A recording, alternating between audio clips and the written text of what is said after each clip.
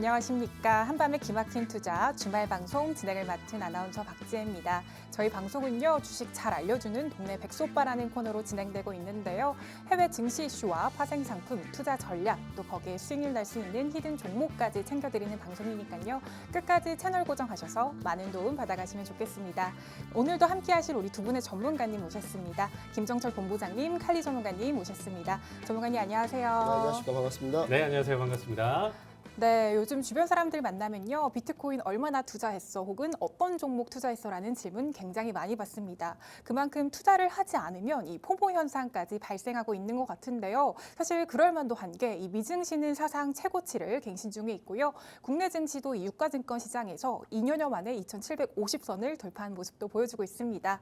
또 거기에 비트코인 열풍도 이제 더해지고 있는데요. 이렇게 투자 열풍 속에 있는 우리 전문가님들 또 한 주간 어떻게 보내셨는지 우리 김정철 본부장님 이야기 먼저 들어보도록 하겠습니다. 네, 최근에 이번 주를 얘기 드리자면 다 뭐든지 올랐다. 뭐 네. 이런 시장이라고 좀 보시면 좋을 것 같은데 특히 이제 올린 게 이제 나 빼고 다 올랐다. 나 빼고 그러니까 아까 퐁퐁으로 솔직히 들으셨을 수도 있을 것 네. 같은데 포모 현상이죠. 포모 현상. 포모 네, 현상. 포모 현상인데 이제 그 제가 귀가 이상한 거지.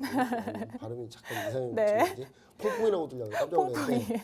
그러니까 포모 현상이 네. 이제 일어날 수 있습니다. 나 네. 빼고 그럼 나만 지금 뭐 했나? 네.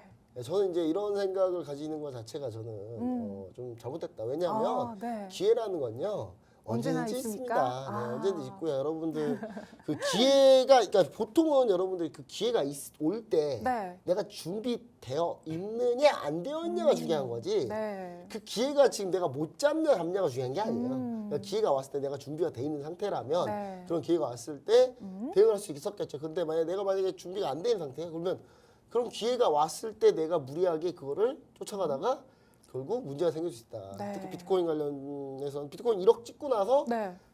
살짝 밀렸다가 이번 주에 FOMC 얘기 나오고 나서 갑자기 급등했다가 네. 다시 밀렸어요. 그래서 지금 왔다 갔다 하고 있는 추인데 물론 여러분들이 이제 비트코인 시세를 보시면 아시겠지만 전체적으로 한 금리 인하 시점, 그러니까 미국의 인하 금리 시점. 인하 시점이 어떻게 보면 그때 비트코인이 가장 정점을 치고 나갈 수 있는 시점이기 때문에 오, 네. 지금부터 준비하시면 돼요. 오, 왜냐하면 지금 비트코인 같은 경우가 오른 이유가 뭐겠습니까? 비트코인하고 금값이 자꾸 오른 이유가 네. 달러가 앞으로 약해질 가능성이 높다. 네. 어차피 이거 다 달러로 표시하는 거거든요. 그러니까 달러가 약하면 당연히 비트코인과 그 다음에 골드는 올라가게 돼 있어요. 네. 가격이. 그렇기 때문에 달러가 앞으로 약해질 가능성이 높다. 그러면 사실 그 이유가 먼저 선반영돼 있는 거거든요. 선반영돼 있는 건데 일단 1차 금리 인하 시점이 어디가 될지 모르겠지만 일단 그 부분에 대해서 우리가 좀 신경 써보면 좋을 것 같고 사실 FOMC 때 어느 정도 좀 예상은 좀 나온 것 같아요. 나온 네. 것 같은데 오늘 제가 방송하고 있는 게 3월 22일인데 네. 3월 22일 날 그 아침에 이 소식 나왔죠. 스위스 중앙은행에서 금리 인하했어요. 드디어 금리 인하한 곳이 나왔어요. 드디어 네. 나왔기 때문에 저는 이제 이런 부분들이 좀 반영되기 때문에 여러분들이 크게 뭐 신경 안 써도 될 것 같고 특히 주식 같은 경우는 네. 아직 늦지 않았다. 오. 네, 하지만 네. 한밤의 기막힌 투자 이 방송을 좀 오래 보셨던 분들이라면 네. 제가 작년 11월부터 주구장창 내년 4월 총선까지는 간다. 네. 지수가. 그 너무 많이 한 수천 번 얘기했거든요. 근데 네, 맞아요. 이제 와서 이제 나 관심 있어라고 하시면은 많이 섭섭합니다. 진짜. 많이 섭섭하거든요. 네. 근데 이제 4월 총선 이후 전략이 어떠냐는 좀 상황을 봐야 될 것 같아요. 상황을 봐야 될 것 같은데 여튼 우리는 4월 총선까지는 문제없이 지금 상승할 가능성이 높다라고 보고 있기 때문에 이 부분을 여러분들 좀 잘 보시고 특히 AI 쪽 상당히 요즘에 이슈가 뜨겁죠. 근데 네. 이 AI 관련주들도 마냥 계속 갈 수는 없습니다. 하지만 확산돼서 같이 갈 가능성이 높기 때문에 이제 그런 확산된 종목들 위주로 좀 여러분들 좀 많이 보셨으면 좋겠다. 이렇게 얘기를 드립니다.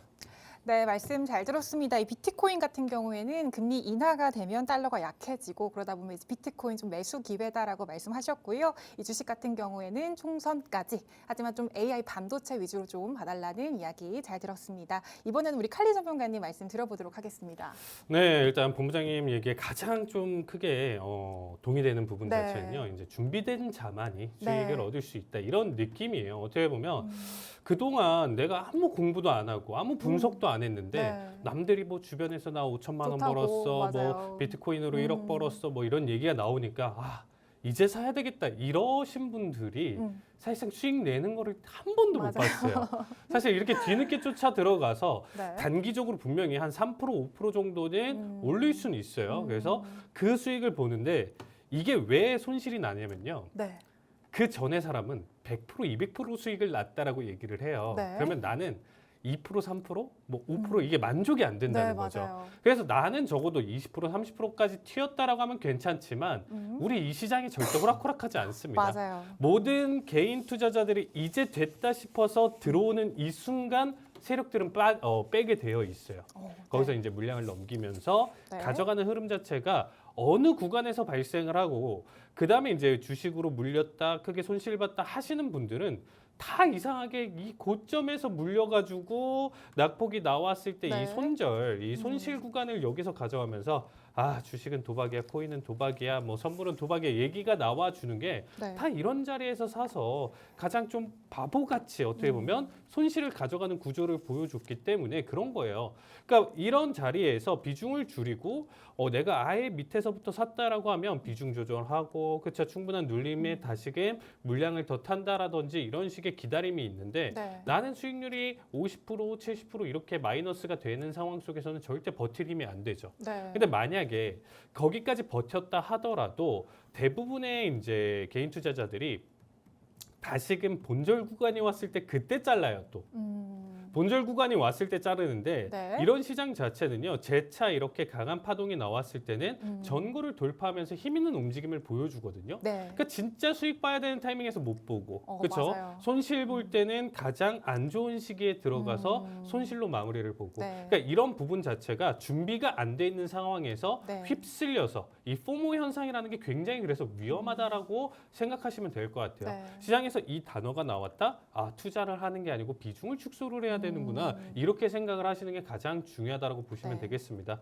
특히나 이제 아까 또 본부장님이 얘기하셨던 것 중에 하나가 기회는 언제든지 와요. 네. 기회는 계속적으로 오는 시장이고 내가 시기와 타이밍을 언제 잡냐, 가격 전략을 어떻게 잡냐가 굉장히 좀 중요하다. 이렇게 좀 얘기를 드리고 싶습니다. 그래서 사실상 제가 최근에 이제 좀 집중 교육을 통해서 이러한 내용 자체를 굉장히 좀 지금 설명을 드리고 있는 상황인데 반응도 굉장히 좋고요. 개인 투자함에 있어서 도움을 좀 많이 받았다라는 이제 피드백을 계속적으로 좀 받아주고 있습니다. 그래서 이런 부분들 궁금하신 분들은 이제 좀 참여를 많이 하셨으면 좋겠고요. 노란톡방 참여하셔서 궁금한 부분들 많은 질문하셨으면 좋겠습니다. 그리고 일단 뭐 최근에 이제 나스닥 추세나 내용 자체로 놓고 본다라고 했었을 때 저는 이제 비트코인 같은 경우는 단기적으로 지금 현재 포모에 휩쓸리기엔 굉장히 위험하다고 생각하고 있어요. 네. 그만큼 바닥 대비 반등 자체도 이미 1년 사이 기준으로 1년이 뭔가요? 1년도 지금 채 되지 않은 상황에서 거의 3배가량 들어 올려준 느낌이죠. 지금 현재 구간에서 2배, 3배는 지금 좋게 단기간에 지금 상승의 흐름을 지금 맞이한 시점에서 본다라고 하면 사실상 조정 자체는 피할 수 없는 구간이라고 보면 될 것 같습니다. 그렇다고 해서 뭐 비트코인이 1억 찍어서 여기가 끝이다. 이 얘기는 아니에요. 기간값이 필요하다라는 겁니다. 그래서 현재 구간대의 조정에서 내가 지금 현재 구간대에서 적절한 조정이 왔다 이렇게 좀 판단하기에는 굉장히 좀 이르다라고 보시면 될 것 같습니다. 분명히 이 방송에서도요. 제가 비트코인에 대한 언급을 잠깐 드렸을 때는 72,000달러 부근대까지 올라갈 가능성이 높다라는 얘기를 계속적으로 좀 강조를 드렸어요. 그럼 이제는 어떤 얘기를 좀 드리고 싶냐면 비트코인 지금 현재 기준으로 51,000달러 부근대까지 낙폭을 가져갈 가능성이 있다예요. 근데 여기는 단기적인 1차 자리값이고요. 다시금 37,000달러대까지 넘어온다. 적극적으로 다시금 이제는 준비를 해야 되는 타이밍이다. 네. 여기가 준비를 해야 되는 타이밍이에요, 여러분들. 그래서 큰 수익을 지금 가져가면서 보는 가장 핵심적인 구간은 37,000달러고요. 5만 달러 초반대까지 온다라고 하면 여기서부터 슬슬 대응 준비를 시작하겠다. 이렇게 생각하시면 좋을 것 같습니다. 대신에 저 역시도 조금 동의하는 부분 중에 하나가 일단은 뭐 대선이나 이런 부분들 그리고 남아 있기 때문에 현재 지수 나스닥 지수 기준으로 일단 좀 살펴본다라고 하면 미국 증시 지금 일단 끝날 것이냐 전혀 끝날 것이라고 보여주고 있지는 않고요. 추가 상승 자리값은 충분히 더 보여줄 가능성은 높다라고 생각하고 있어요. 그래서 지난주에도 이제 조금 단기적으로 좀 정리는 드리긴 했었지만 대체적으로 빅테크 종목들 지속적인 상승 흐름 자체 키워갈 가능성이 높다라고 생각하고 있었고요. 엔비디아 같은 경우도 일단은 지금 고점 대비 횡보, 가격 조정이 지금 필요한 시기라고 보시면 될 것 같아요. 그래서 가격 조정 자체가 지금 충분히 나와주고 있고 기간값 조정과 가격 조정 충분히 더 동반을 하더라도 나쁘진 않다. 대신에 엔비디아는 결국에는 잡고 있는다라고 하면 내가 가졌었던 평단가 혹은 그 이상까지 보는 타이밍은 분명히 한 번에서 두 번 정도는 다시금 와줄 수 있는 종목이라는 얘기를 좀 드리고 싶고요. 일단 좀 조심해야 되는 종목 자체는 지금 좀 테슬라라고 좀 보시면 될 것 같아요. 테슬라는 제가 이 방송에서도 네. 정말 이전에 200달러 여기 지지 돌파 다시금 보여줄 때 여기 위험하다라고 했어요. 대부분의 개인 투자자들이 테슬라를 정말 많이 보고 있기 때문에 네. 이 반등 시도했었을 때 이제 들어갈 타이밍이다. 주변에서 정말 많은 얘기를 했었거든요.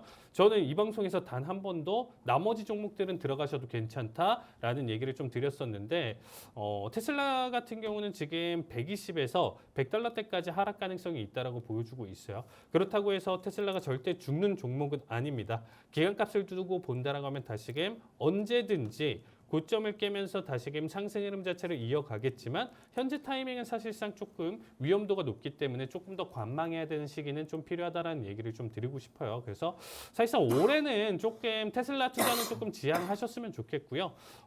제일 강조드렸었던 내용 중에 하나가 마이크로소프트 내용 중에 하나였었는데 네. 다시금 또 역사상 신고가를 이번에 또 달성을 했었거든요.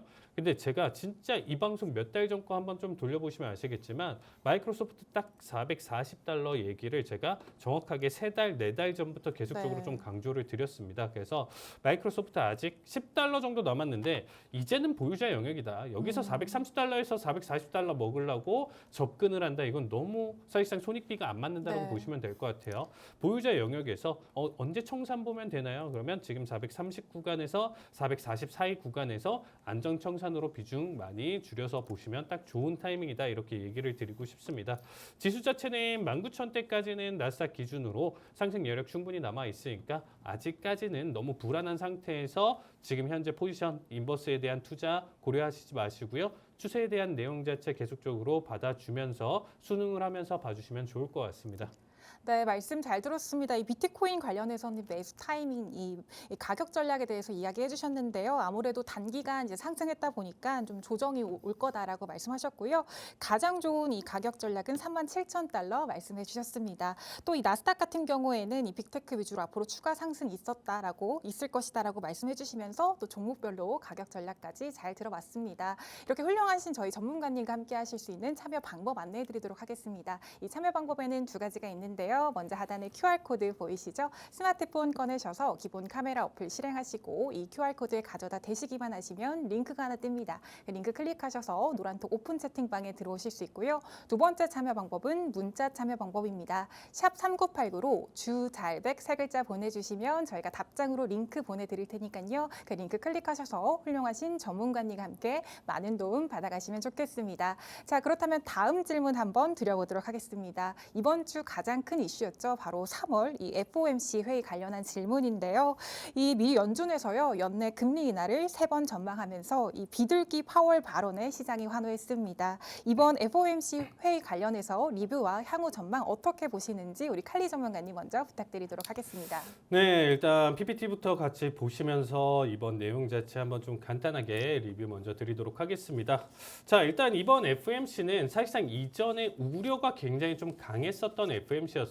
네. 왜냐면 이 앞전에 이제 물가 지표들 자체가 반등을 좀 가져가면서 연내에 사실상 이제 3번의 금리 인하를 좀 생각했었던 시장 참여자들이 혹은 2번까지 내리지 않을까, 그 이하까지 네. 내리면서 1번 혹은 2번까지 보여주지 않을까에 대한 우려가 굉장히 네. 컸었는데 그 내용 자체를 조금 종식시켰었던 이번 FOMC 점도표 그리고 결과 발표였지 않았나 싶어요.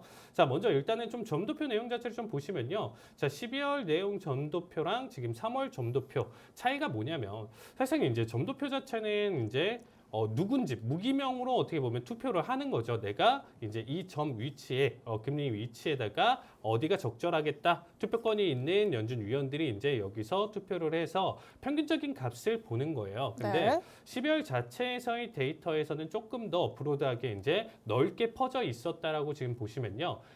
지금 3월 점도표를 보시면 조금 더 뚱뚱하게 나와주고 있죠. 그러니까 위아래 간격 자체가 짧아지면서 어느 한 점으로 지금 조금 더 투표권 자체가 지금 좀 많이 몰려 있다. 그러면 이 내용 자체는요. 사실상 23년도 12월이랑 내용 자체는 크게 달라진 게 아니에요. 오, 네. 무슨 말이냐?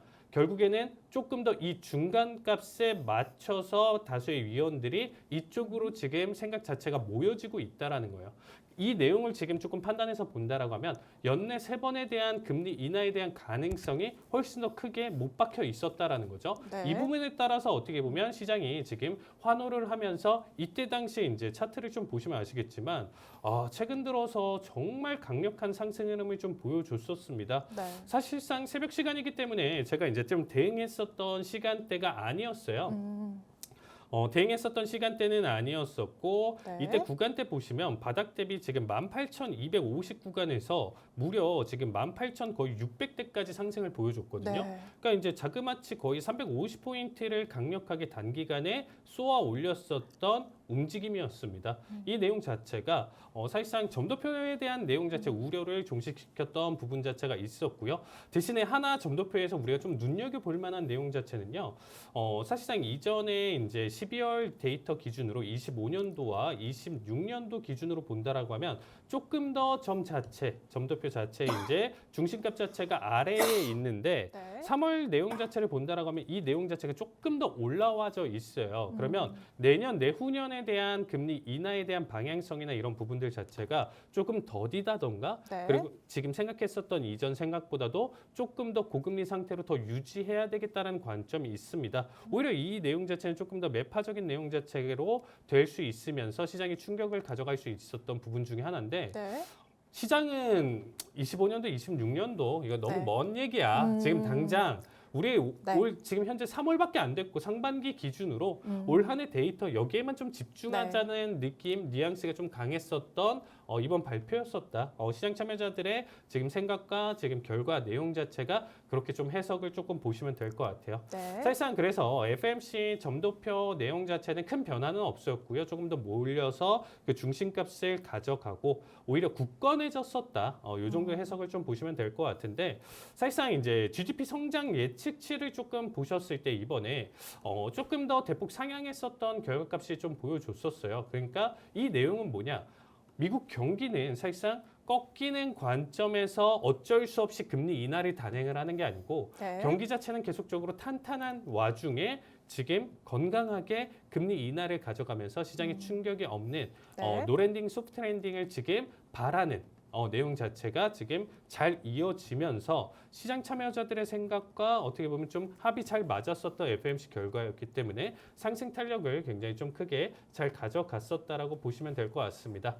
자, 마지막으로 일단은 파월 연설 내용 자체를 조금 요약을 해본다라고 하면요. 하나 더 상승 요인이 하나 또 있었어요. 네. 뭐냐면 파월 의장은 사실상 나와서 얘기를 했었을 때 본인의 의지나 내용 자체를 사실 대중에 어떻게 보면 피력을 하지는 않았어요. 네. 어떻게 보면 좀 뭐 데이터를 가지고 우리가 좀 판단을 할 것이고 전체적인 큰 그림 그리고 평균에 대한 내용 자체를 시장에서 이제 좀 언급을 했었고 그 안에서 조금의 뉘앙스가 있다라고 하면 네. 거기서 변화를 조금 네. 가져갔었던 시장 흐름인데 이번에는 조금 더 확실한 내용 자체를 조금 가져갔었다라고 네. 좀 보시면 될 것 같아요. 사실상 이제 좀 QT 속도 조절하는 거에 대해서 내가 이번에 좀 긍정적으로 생각한다라고 이번 FOMC에서 얘기를 했다라고 기자회견에서 얘기를 했거든요. 네. 이 내용 자체는 본인의 생각 자체를 이렇게 기자회견에서 나왔었던 내용 자체가 없었다 보니까 시장 친화적인 발언 자체를 좀 가져갔었다. 이 내용 자체로 추가적인 상승 자체를 좀 잘 보여줬었던 내용이었다라고 좀 보시면 될 것 같아요. 그래서 단기적으로 지금 현재 상승 슈팅을 가져갔었던 내용 자체는 여기까지 FOMC에 대한 결과 해석이었다라고 보시면 될 것 같고요. 이 내용 자체가 사실상 뭐 지금 다음 주 그리고 다다음 주까지 무조건적인 연결이라고 좀 보시기는 보기는 힘들 것 같아요. 결국에 이 단기적인 내용 자체 상승 충분히 보여줬고요. 연구점 다시금 신고가 갱신을 하는 결과값까지 보여줬기 때문에 이 다음 내용에 대한 해석 자체는 다음 물가지표라든지 이런 부분들 또 데이터를 판단을 하면서 여러분들도 같이 계속적으로 변해가는 시장 자체를 바라보시면 좀 좋을 것 같고요. 대신에 한동안은 그렇다고 해서 폭락장으로 연출할 것이냐, 이 내용 자체는 조금 보기 힘들다라는 거죠. 그러니까 현재 자체에서 횡보 또는 가격 조정이 일시적으로 나올 수는 있어도 언제든지 재돌파하면서 상승 자체 가져갈 가능성이 높다. 이렇게 좀 해석을 보시면서 이번 FOMC 정리하셨으면 좋겠습니다. 네, 말씀 잘 들었습니다. 이번 FOMC 회의 결과에 따라서요, 당분간은 이 상승 추세 가져갈 것이다라고 말씀 잘 들었고요. 이 추후에 관해서는 이제 좀 향후 나오는 이런 데이터 물가 지표 참고해서 이렇게 좀 참고해 주시면 좋을 것 같습니다. 자, 이번에는 우리 김정철 본부장님한테 질문 드려보도록 하겠습니다. 네, 이번 FOMC 회의 결과 우리 국내 증시 관련주들 트레이딩 전략 유효한지 혹은 조금 변동성이 있는지 한번 질문 드려보도록 하겠습니다. 네, 일단 뭐 FOMC 중에 제일 중요한 포인트는 네. 다플롯 시작 다플롯 뭐 하면 아까 칼리브만님 화면 보시면 아시겠지만 4.625 찍혔거든요, 상단이. 네. 그럼 4.625면요, 여러분 생각해보세요. 지금 미국 금리가 몇 %죠? 5.25. 5.50이죠. 네. 5.50인데 4.625 찍혔다. 올해 말에 4.625면은 몇 번을 인하해야 되는 거죠? 세 3번은 해야 되겠죠. 왜냐면 네. 0.25를 낮춘다 하더라도 4.75 근처에 가려면 최소 3번은 해야 되는 거예요. 3번을 해야 되는데 시장이 왜 올랐는지 좀 보면은 최소 3번 해야 되는데 남은 FOMC 회의 보세요. 남은 FOMC 4월달 FOMC 회의가 있나요? 없어요. 6주 뒤에 하는 거니까. 5월에 있거든요. 5, 6, 7, 8월 건너뛰고 9, 10, 11월이거든요. 네. 6번 남았어요. 네. 6번 남았는데 11월 마지막 FOMC는 금리 안 건듭니다. 원래 그건 국룰이기 때문에. 네. 그럼 5번 남았어요. 5번 남았는데 5월 건너뛰고 6월에 한다고 치면 6월에 금리 인하 한다고 치면 6, 7, 9, 10 네 번 회의 때 네 번 중에 네. 3번을 내려야 돼요. 네. 그럼 무조건 6월 달에 한다는 거예요. 그래서 시장이 오른 겁니다. 원래 6월 달에 금리 인하 기대감이 거의 없었어요. 거의 없었는데 6월 달에 무슨 금리 인하야. 6월 달에 지금 CPI, PPI 보면은 금리 인하 절대 못해. 그렇게 생각했는데 네. 지금 보시면 다플롯을 보면은 올해 그러니까 아까 칼리브가 말대로 내년 다 필요 없고 내년 관심 없고 네. 내년에 뭐 갑자기 뭐 해성이 떨어질지 전쟁이 떨어질지 어떻게 알아요? 맞아요. 지금 한 채도 모르는 이 세상에 네. 이 다음 주 로또 번호도 모르는데 네? 내년 네. 무슨 예상 뭐가 필요합니까? 그냥 올해만 두고 보자고요. 올해만 두고 보는데 다플롯이 4.6 찍혔기 때문에 이러면은 최소 3번 내려야 되는데 3번 내리려고 보면은 11월 FOMC 없어지고 5월 FOMC 못 한다고 치면 예, 금리를 내릴 때 여러분 금리 내릴 때요. 바로 5월 FOMC 때 금리 내립니다. 이거 안 돼요. 네. 왜냐? 사인을 한번 줘야 돼요. 우리 금리 곧 내린다. 그럼 5월은 금리 곧 내린다라는 사인을 한번 줘야 될 때 일단 없어지는 거예요. 네. 그때 11월 없어지고 그럼 중간에 남아있는 건 총 몇 번이에요? 6, 7, 8월 없고 9, 10, 4, 4번 나왔어요. 4번. 네. 4번에서 3번 내려야 되는데 그러면 3번 남아서 3번 내릴까요 과연? 한 번은 지켜봐야 돼요. 내려놓고 시장 상황 지켜봐야 되거든요. 그러면 최소 못해도 6월에는 무조건 내려야 되는 거예요. 네. 시장에서 갑자기 전혀 기대하다 하고 있다가 뭐야 6월에 내린다고? 네. 야 사 빨리 사. 와 이렇게 된 거예요. 그러니까 이렇게 된 거기 때문에 시장에서 원하는 내용이 좀 나왔다. 그러니까 저는 이제 그 제목을 제가 원래 자료를 작성하다가 네. 작성을 못 해가지고 사실 정확히 얘기하면 자료 작성하다가 이거 올 때 네. 던져놓고 왔는데 날라갔어요. 아이고. 그래서 좀 안타깝긴 한데 네. 제가 제목을 뭐라고 붙였냐면 네. 원래는 이 질문의 제목을 네. 땡큐 FOMC 땡큐. FOMC 쏘리 의사록 오. 그 FOMC 때 이렇게 희망 주고 주고. 의사록 나중에 뜯어보면 아닐 수도 있겠네 이렇게 되는 오, 네. 상황이 요즘 계속 반복되고 있어요. 네. 반복되고 있는데 네. 이번에도 과연 쏘리 의사록이냐? 음. 쏘리 의사록일 가능성은 좀 높지 않다. 다플롯을 봤을 때는 최소 3번은 하겠다. 그러면 6월에 금리 인상이다. 6월 금리 인상이면은 원래 시장에서 바라던 3월 금리 인상은 건너뛰고 날아갔고 그럼 6월에라도 금리 인상하겠냐는 부분에 대해서 어느 정도 합의가 됐다. 네. 그러니까 시장이 이 난리를 치는 거다. 이렇게 보시면 좋을 것 같습니다. 차트 일단 보시면 일단 지수 코스피 보시면은 이제 당연히 미국이 금리 인하한다고 하면은 뭐가 좋니? 저기 근데 미국이 금리 인하만 하는 네. 거하고 우리나라하고 뭔 상관입니까? 이제 이러면 제가 할 말은 없는데 자 보시면 아시겠지만 미국 네. 금리 인하하잖아요. 네. 그럼 달러가 꺾여요. 네. 달러가 꺾이고 달러가 꺾이면 원화가 강세가 됩니다. 네. 최근에 일본이 금리를 올렸잖아요. 네. 애들이 약간 제정신이 아닌 것 같은데 일본이 국가 부채가 그렇게 많은데 금리를 올린다? 약간 제정신이 아닌 것 같아요. 근데 원래 섬나라 그 방파제 국가가 원래 제정신이 아닌 나라이기 때문에. 근데 일단 그쪽에서 지금 비교제에서 금리를 올려놨면은 일단 엔화가 강해야 되는데 그럼 엔화가 강한 요인, 그러니까 여러분 전체 달러 인덱스 중에 엔화가 차지하는 비중이 약 14% 정도 되거든요. 네. 유로화가 거의 대부분 차지하고 있고. 그런데 이 14% 엔화가 강세로 간다 그러면 달러는 당연히 약세로 가요. 네. 그래서 금리 인하되면 당연히 또 달러가 약세로 가죠. 네. 달러가 약세되면 자연스럽게 원화는 강세로 간다. 원화 강세로 가면 외국인 투자자들은 가만히 있어도 수익 난다. 그러면 더 들어온다. 네. 이런 결론이 나오는 겁니다. 그렇기 때문에 시장이 지금 이제 쭉 올라가는 거고 지금 네. 현재 코스피 차트를 보시면 아시겠지만 지금 현재 올라오고 있는 상황이고 저는 이제 여기서 제가 얘기 드렸던 게 2,900을 얘기 드렸어요. 네. 2,900까지 갈 거다. 오, 네. 4월 총선 전까지. 좀 남았죠. 좀 네. 남았습니다. 이제 금방 갈 겁니다. 근데 4월 총선 전까지 이런 모멘텀으로 좀 갈 거기 때문에 여러분들 이 부분을 좀 잘 참고하시면 좋을 것 같고 그 다음에 또 이제 코스닥도 마찬가지예요. 코스닥의 대표적인 회사 기업들이 전부 다 상태가 많이 안 좋은 회사도 많이 있거든요. 네. 역시 이것은 마찬가지로 뭐 건설이나 이쪽도 다 마찬가지예요. 금리 인하되면 막 죽을 뻔했다가 숨통 튄 곳들이 많을 거예요. 네. 그러면은 이제 코스닥이 충분히 또 추가적으로 움직일 가능성이 있다. 저는 약간 이렇게 좀 보고 있어서 전체적으로 상승 방향 전략을 좀 잘 짜는 게 제일 중요하다. 그 다음에 제가 얘기 드리지만 한 가지 또 추가적으로 일본이 네. 엔화를 지금 일본이 그 금리를 올렸잖아요. 이 부분에 대해서 좀 궁금하신 분들이 있는데 일본 BOJ가 뭘 하든가 별 관심을 두지 마세요. 네. 왜냐하면 아무 영향이 없어요.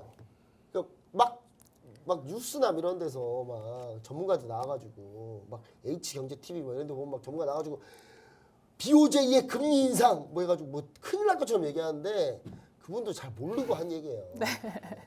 여러분 작년에 일본 GDP의 무려 27%를 뭘로 인줄 아세요? 뭐였을까요? 해외 관광객들이 와서 일본에다 뿌린 네. 돈이 일본 경제 성장의 네. 4분의 1을 냈어요. 그 말은 무슨 말인지 아십니까? 일본이 금리를 더 올릴 수 있다? 머리에 총 맞고 쉽지 않다. 왜냐하면 일본이 BOJ가 금리를 올리는 순간 엔화는 계속 올라가요. 그러면 엔화 올라가면 엔화가 가격이 비싼데 누가 일본 놀러 갑니까? 네. 일본 지금 망한 직전이었다가 지금 겨우 산소호흡기 딱 붙었는데 거기서 갑자기 산소가 확 들어와가지고 지금 살았는데 네. 지금 살아가지고 지금 해외 여행객들이 일본 GDP의 4분의 1이나 올려줬는데 참고로 저는 거의 안 가. 일본 거 거의 안 샀습니다. 예, 저는 기여한 게 거의 없어요. 네. 여러분들 혹시 기여하신 분 있다면 한번 반성 좀 해보시고 일단 제가 봤을 때는 충분히 그래서 일본은 금리를 급격하게 올리지도 못하고 하반기에 잘해봐야 한 번 올린다. 내년 전체 합쳐서 2번 올릴까 말까다. 예. 그러면 일본은 크게 신경 안 써도 된다. 그리고 일본이 그러니까 금리가 오른다는 얘기는 지금 미국이 금리 인하하려고 하고 있죠. 네. 미국이 금리 인하하려고 한다는 자국 통화 가치가 떨어진다는 얘기고 일본이 금리를 올린다는 얘기는 엔화를 다시 들어 올리려고 한다는 거예요. 네. 근데 이제 이 부분이 엔화를 다시 들어 올린다고 해서 우리나라 미국 수지에 대해서 좀 문제가 좀 발생하거나 좋아지거나 그것도 별로 없어요. 왜냐면 일본이 엔화가 강하기 때문에 일본하고 산업계약도가 제일 높은 산업계약도 뭐가 있어요? 현대차 기아거든요. 네. 일본 도요타하고 경쟁하고 있으니까. 네. 현대차 차트를 보시면 아시겠지만 현대차 한번 차트를 한번 보시면은 네. 일본이 금리 인상했으면 현대차 주가 폭등했어야죠. 안 움직이잖아요. 네. 그냥 오히려 떨어졌어요 더. 참 희한하게 현대차가 주가가 지금 오히려 지금 제자리예요. 네. 근데 이건 무슨 뭘 뜻하냐? 별 영향 없다. 그리고 대신 일본의 엔화가 강해지면 또 우리나라 이제 자동차는 물론 조금 이득은 볼 텐데 네. 그 뭐에서 손해 보냐? 반도체에서 손해 봐요. 왜냐면 우리나라 반도체 밸류체인상에 일본이 소재로 공급하는 데가 많거든요. 그러니까 일본 소재를 사오려면 비싸게 주고 사야 되는 거예요. 네. 그 부분을 따지고 보면 손해죠. 자동차는 플러스지만. 그러니까 그래서 합치면 별 영향이 없어요. 네. 그래 신경 안 써도 된다. 네. 그냥 FMCA 그냥 땡큐 FMCA 8월 사랑해요 감사해요. 그리고 올해 꼭 3번 내려주기 바랍니다. 네. 요 정도 기원 정도만 그러면 우리나라 지수는 크게 무너지지 않는다. 그러면 4월 총선까지 그 시나리오대로 가고 5월은 고민 좀 해봅시다.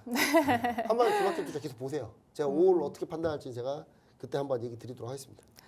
네, 말씀 잘 들었습니다. 아무래도 미국에서 금리 인하를 하게 되면 달러가 약세가 되고요. 그렇게 되면 또 원화가 강세가 되기 때문에 4월 총선까지 우리 국내 증시 조금 더 탄력을 받을 거다라는 말씀 잘 들었습니다. 저희와 함께 하실 수 있는 참여 방법 안내해 드리도록 하겠습니다. 아래 하단에 QR코드 보이시죠? 스마트폰 꺼내셔서 기본 카메라 어플 실행하시고 이 QR코드에 가져다 대시기만 하시면 링크가 하나 뜹니다.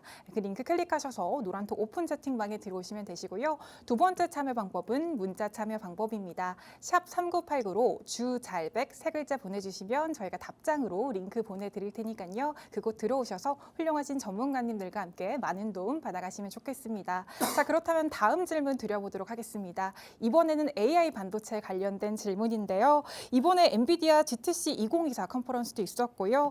또 이제 마이크론에서 어닝 서프라이즈도 기록한 이슈도 있었습니다. 이 실적 발표 후 주가는 시간의 거래에서 18% 이상 폭등하는 모습도 보여졌는데요. 반면 애플은 이후에서 이 반독점 소송 이슈로 4% 하락했습니다. 이와 관련된 좀 자세한 리뷰와 함께 향후 전망 어떻게 보시는지 우리 칼리 전문가님 부탁드립니다. 네, 이번 GTC 요약을 조금 보시면요. 네. 자, PPT를 좀 보시면 아시겠지만 지금 신형칩 블랙웰을 공개를 했습니다. 네. 자, 기존 칩 대비 4배의 성능을 보여줬고요. 이제 4배의 에너지 효율을 보여줬어요. 그러면 사실상 4배 하니까 기존 칩 대비 사실 어떻게 보면 전체적인 성능이나 내용 자체가 지금 한 16배 정도 네. 된다라고 좀 생각해 볼 수가 있겠죠. 그만큼 정말 다이렉트로 정말 빠른 지금 현재 기술 개발이 이어지고 있는 우리가 시대에 살고 있다 이렇게 생각하시면 될 것 같습니다. 그래서 지금 현재 이 비슷한 업종에 계신 분들에 대한 내용 자체로 이제 언급이나 이런 부분들을 본다라고 하면 좀 표현 자체가 정말 미쳤다 네. 할 정도로 정말 말도 안 되는 성능 자체를 좀 보여줬었습니다. 대신에 오히려 이 내용 자체가 발표가 됐었을 당시에 네. 사실상 엔비디아의 주가 자체는 뭐 그렇게까지 큰 네. 내용 자체는 없었어요. 네. 이미 뭐 선반영됐다라고 좀 볼 수 있을 정도로 가파른 상승을 앞에서 계속적으로 좀 보여주다 보니까 최근에 이러한 내용 자체가 발표 이후에도 사실 그냥 이 가격대 좀 유지하는 900을 조금 계속적으로 좀 유지하려는 입장 자체가 있는 상황이고 여기도 이제 조금 버거운 느낌이죠. 네. 그만큼 앞에서의 지금 상승에 따른 가격 조정 없이 기간값 조정으로 지금 계속적으로 자리값이 좀 잘 버티고 있다라고 보시면 될 것 같아요. 대신에 조금 재밌었던 부분 자체는 경쟁 업체인 AMD에서 주가 하락이 나왔어요. 네. 그러니까 사실 뭐 이 엔비디아는 버텨준 것만 하더라도 괜찮았다예요. 이미 네. 이게 지금 가격적으로 봤었을 때 반영이 잘 된 거고 네. 지속적으로 지금 현재에 대한 내용 자체가 사실상 주가를 지금 좀 버티는데 한동안 또 900짜리 값을 계속 버텨주는데 원동력이 되고 있다는 거 좀 보시면 될 것 같아요. 그리고 이제 CNBC 이제 라이브에서 이제 Q&A에서 일단 여러 기자들에서 이제 좀 얘기 자체나 질의응답을 좀 가져갔었던 이 부분에서 이제 사실상 조금 더 이번 내용 자체를 이제 좀 알아볼 수가 있었는데. 현재 이제 1조 달러 규모의 이제 클라우드 시장에서 우위를 점할 것이다. 확실히 이제 우리 젠슨한 CEO가 네. 시장에서 이제 좀 어떻게 보면 어필을 정말 제일 잘하는 CEO지 않을까라고 네. 생각을 하고 있어요. 어닝콜이라든지 이런 부분들 나와주는 내용 자체에서 확실한 자신감이 느껴지거든요. 네. 근데 이게 사실 자신감만 있으면 안 되잖아요, 아나운서님. 그러니까 맞아요. CEO가 뭐 이런 거죠. 그러니까 우리 회사 최고야, 잘 될 거야 이 얘기만 하고 실질적으로 실적이 안 받쳐주면 네. 오히려 거짓말쟁이 되는 맞아요. 거예요. 근데 젠스랑 대표는 얘기를 이렇게 자신감 있게 얘기를 했는데 그대로 다 흘러갔어요. 와, 네. 그러면 앞으로도 기대값은 계속적으로 있고 이 내용 자체는 앞으로 당분간 죽지 않는 시장이다. 결국에는 AI에 대한 내용 자체 그리고 이 반도체에 대한 내용 자체는 사실상 우리가 이제 끝났다라고 판단하기는 정말 어렵고 사실상 언제든지 잠깐의 주춤하는 결과는 당연히 시장의 변동 상황에서 바라볼 수 있는 내용 중에 하나인데 당연히 언제든지 튈 수 있는 내용 중에 하나다 보니까 충분한 조정이 온다라고 하면 제발 땡큐 조정이 와라를 제발 지금 현재 시장에서는 기도를 하셔야 될 거예요. 그러니까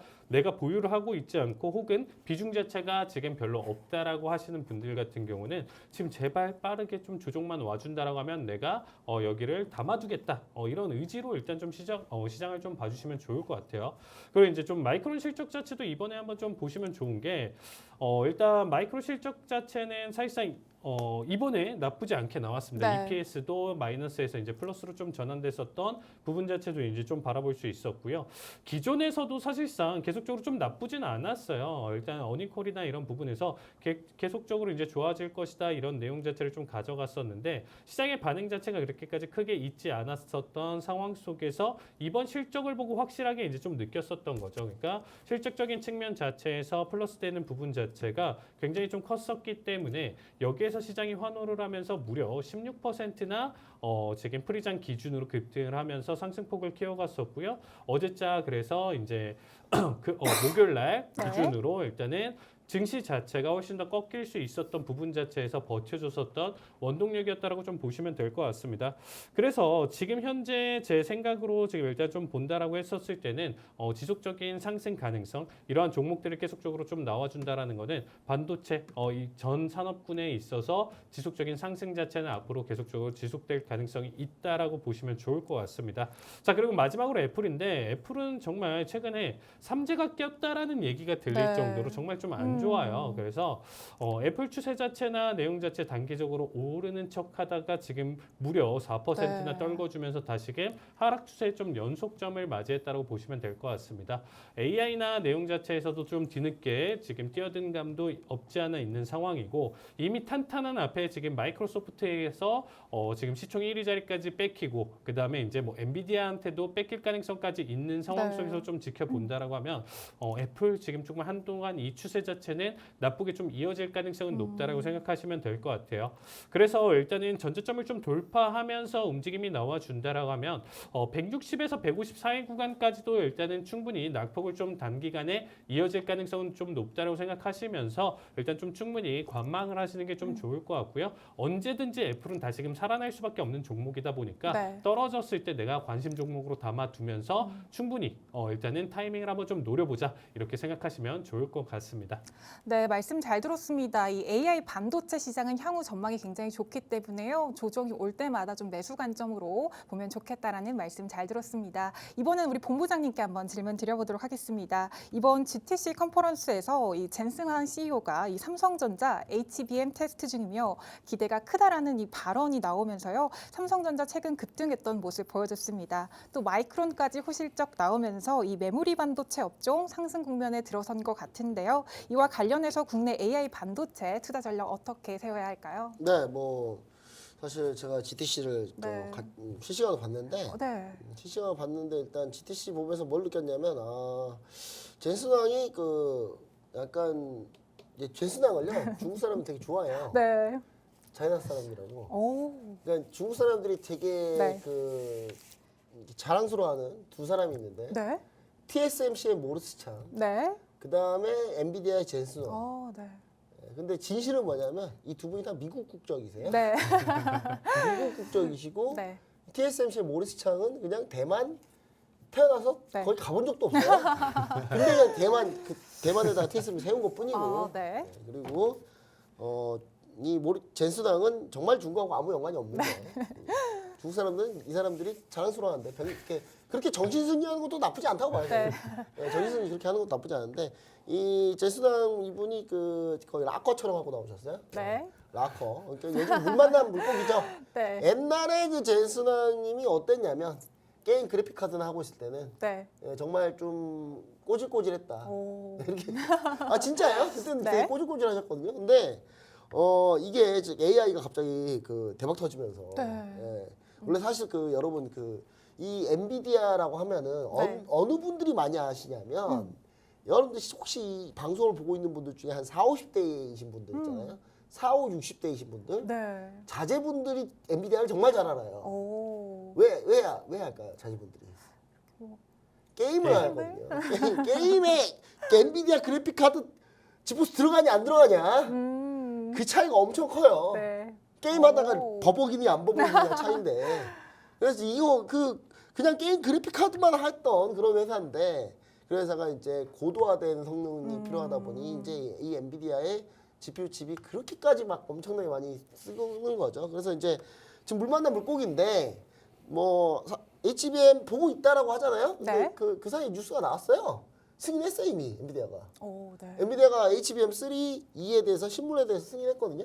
그러니까 지금 이제 엔비디아가 마이크론 그 다음에 원래는 아이스카이닉스의 HBM 반도체를 납품받았고 그러니까 납품을 받는다는 게 좀 이상해요 여러분. 이게 엔비디아가 특별히 뭐 이렇게 그 HBM을 자기들이 뭐 이렇게 수주받거나 그런 게 아니에요. 네. 지들이 GPU 칩이 있는데 네. 이 GPU 칩에다가 뭘 낄지를 지들이 결정해요. 그만 파워가 센 거예요. 네. 막말로 서버하는 회사가 아니 엔비디아 GPU 칩에 우리가 알아서 낄게.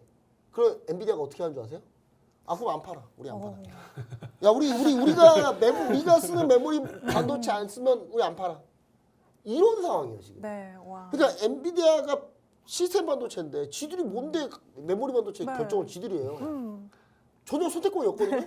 근데 엔비디아 지금 그렇게 하고 있어요. 어. 우리가 갖고 있는 GPU 칩은 무조건 HBM 반도체 어디 거 써야 돼. 그거 아니면 우리 안 팔 거야. 네. 이 조건을 걸어놓은 거란 말이에요. 네. 그래서 지금 사실 이렇게 된 건데 결국은 지금 마이크론도 승인 받았고 다 승인 받았어요. 이제 그러니까 주가가 이스케이스 떨어졌고 삼성전자 올랐겠죠. 네. 중요한 거는 지금 요것뿐만 아니라 네. 엔비디아가 이제 꼴보기 싫은 곳이 있을 거 아니에요. AMD 같은 경우나 네. 인텔 같은 경우는 네. 아 엔비디아 옛날에 아무것도 아니었는데 저 뭔데 저렇게 얘가 갑자기 저렇게 나대 네. 이렇게 생각할 수 있겠죠. 얘네들이 죽어라 지금 만들고 있어요. 네. 만들고 있는데 아직 시장 점유율이 아직 안 나온 것뿐인데 저는 전반적으로 그렇게 되면은 반도체 관련주도 전반적으로 다 계속 추가적으로 계속 좋다. 이 얘기를 좀 드리고 싶고 최근에 이 엔비디아 이 GPU 칩 자체가 어느 정도냐면 네이버랑 카카오가 지금 엔비디아 GPU 칩을 못 받아요. 네. 왜 못 받냐? 분명히 주소 갖고 있었거든요. 그러니까 내 순번이 왔는데 안 줘요 엔비디아가. 야 너네 네이버 카카오 너 뒤로 다시 가. 다시 우리 오픈 AI 마이크로소프트 이렇게 해버리는 거예요. 그래서 이제 사실 그 부분 때문인데 이제 GPU 칩이 조금 더 공급망이 늘어나면 저는 반도체 관련주도 충분히 더 괜찮다 이렇게 좀 보고 있고 반도체 이 AI 반도체 관련주도 여러분 아직 드러나지 않은 종목들이 너무 많습니다. 네. 너무 많기 때문에 이 종목들 여러분 전체로 제가 정리를 한번 싹 해드릴 텐데 노란토미스 오픈 채팅방 들어오시면은 관련주도 쫙 한번 정리를 해서 다시 한번 얘기 드리도록 하겠습니다. 네, 이렇게 AI 반도체 관련주 향후 전망 좋다고 하셨는데요. 이와 관련해서 좀 나도 종목 공략하고 싶다라고 생각하시는 분들 저희와 함께 하실 수 있는 참여 방법 안내해 드리도록 하겠습니다. 아래 하단에 QR코드 보이시죠? 스마트폰 꺼내셔서 기본 카메라 어플 실행하시고 이 QR코드에 가져다 대시기만 하시면 링크가 하나 뜹니다. 그 링크 클릭하셔서 노란톡 오픈 채팅방에서 훌륭하신 전문가님과 함께 하실 수 있고요. 두 번째 참여 방법은 문자 참여 방법입니다. 샵 3989로 주잘백 세 글자 보내주시면 저희가 답장으로 링크 보내드릴 테니까요. 그곳 들어오셔서 훌륭하신 전문가님과 함께 하시면 좋겠습니다. 자, 오늘도 우리 시청자분들 우리 칼리 전문가님 실전 매매가 궁금하실 것 같아서요. 하이라이트 영상 준비했습니다. 지금 함께 보고 오시죠. 자, 700일 자리값, 자, 매수 체결. 자, 700일 기준으로 69 자리값, 자, 커팅. 자, 69 커팅 기준으로 일단은 좀 보도록 하겠습니다. 자, 30까지 슈팅은 한번 나왔는데, 자, 매수세 나와주고 있고요. 자, 일단은 지금 단기 청산으로는 55 자리값 보이네요. 자, 55 자리값, 자, 올총 관점 같이 볼까요? 14 터치, 자, 한 틱. 6초, 5초, 4초. 자, 55 터치 좋습니다. 자, 55틱 수익 축하드립니다. 자, 체결. 자, 71 자리값 매수 체결이고요. 자, 39 자리값 커팅. 자, 반등 자리값. 자, 보통 여기서 매수 나와줄 때가 힘을 가장 또 단기적으로 빠르게 관점 잡기 힘들게 자, 역추세로 넘어가는 자리값이라고 보시면 될 것 같아요. 자, 일단은 70일 기준으로 자, 매수 자리값 체결됐고요. 자, 39자리값 커팅. 자, 일단은 1차. 자, 힘 너무 좋네요. 자, 16,749자리값 1차 청산. 자, 49자리값 1차 봐주시면 될 것 같습니다. 자, 49 터치. 자, 좋습니다. 자, 80자리값 1차 보실 분들 봐주시고요. 보고 여기 자리값 터치하면 미련 없이 자, 70틱으로 마무리 보도록 하겠습니다. 자, 100틱 이상까지도 나왔었고요. 79간 기준으로 80, 799까지 보여줬는데 조금 더 욕심을 냈기 때문에 이렇게 가져가고 있습니다. 아유, 39 밟아주네요. 자, 7스틱 수익으로 마무리 보도록 하겠습니다. 자, 119자리값 매도 체결. 자, 31자리값 퍼딩. 자, 일단은 분봉 바뀌면서 바로 체결이 됐습니다. 청산 준비하실 분들, 자, 101자리값, 자, 102 터치. 자, 101자리값 터치. 자, 1차 청산 타이밍 잘 나왔고요. 9. 아우, 71 터치. 좋습니다. 자, 여기까지만 보시죠. 자, 1000불 수익 축하드립니다. 자, 61자리값 매수 체결. 자, 60일 기준으로 자, 29자리값 커팅. 제가 얘기 드리는 자, 519자리값 정확하게 터치. 자, 382자리값 잡아줬죠. 자, 60틱 구간 잘 나왔습니다. 자, 1차 청산 마무리 보실 분들 여기서 봐주시면 좋을 것 같습니다. 일단 조금 아쉬운데 자, 39 터치하면 마무리. 자, 80틱 수익으로 마무리 보도록 하겠습니다. 자, 80틱 수익 축하드립니다. 자, 69자리값 매도 체결. 자, 701자리값 커팅. 가능성은 있다. 자, 밴드 바닥 구간. 자, 52탈 한 번에 나와줬고요. 자, 46 터치. 자, 43. 41자리값 몰청. 자, 41 터치. 1000불 수익 축하드립니다, 여러분들.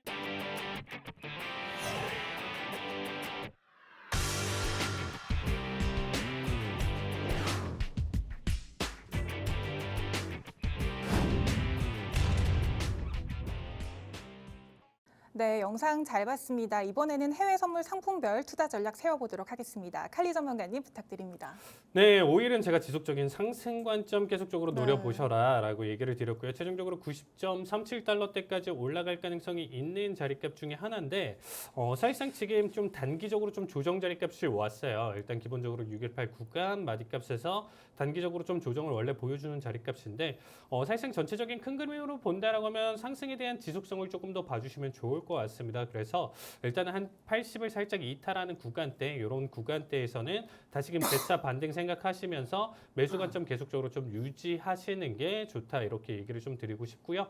그다음에 이제 골드 같은 경우는 일단 지금 현재 단기적인 조정 자리값을 받아줬지만 이게 조정이라고 보시면 어려워요. 이미 네. 이제 크게 한번 지금 찔러주고 나서 이제 단기적인 낙폭을 보여줬지만 최종적으로 일단 좀 본다라고 하면 지금 정말 2,384달러대까지도 상승 가능성은 계속적으로 놓여져 있다라고 생각하시면 될 것 같습니다. 그래서 매수에 지속적으로 넘어갈 가능성이 있기 때문에 골드는 매수 자리값 홀딩 유지하셨으면 좋겠고요. 자, 나스닥 같은 경우는 제가 아까도 말씀드렸었지만 최종적으로 19,350까지는 보여주는 자리값이에요. 근데 이거를 한 번에 가져가냐 안 가져가냐는 사실상 좀 지켜봐야 되는 구간 중에 하나겠죠. 변동성 자체를 유지하면서 가져갈지는 조금 더 지켜봐야 되는 구간 중에 하나고요. 저는 횡보 자리값을 조금 더 유지한다라는 관점이 조금 더 강하다라는 얘기를 좀 드리고 싶습니다. 그래서 추가적으로 연고점 계속적으로 갱신하는 자리값을 조금 피하시면서 대응 영역 봐주시면 좋을 것 같고요. 자, 구리 역시도 제가 일단은 계속적으로 좀 올라갈 만한 자리값까지 일단 좀 설명드렸었던 구간까지 와준 모습이기 때문에 자, 4.0 구간대 지지 보여주고 나서 재차 반등하는 자리값 굉장히 좀 중요할 것 같아요. 그래서 현재 자리값 지지만 조금 보여주면서 자, 상승 자리값 지금 나와준다라고 했었을 때는 어제도 상승폭 기준으로 본다라고 했었을 때 4.3달러까지 추가 상승 봐주시면 좋을 것 같습니다.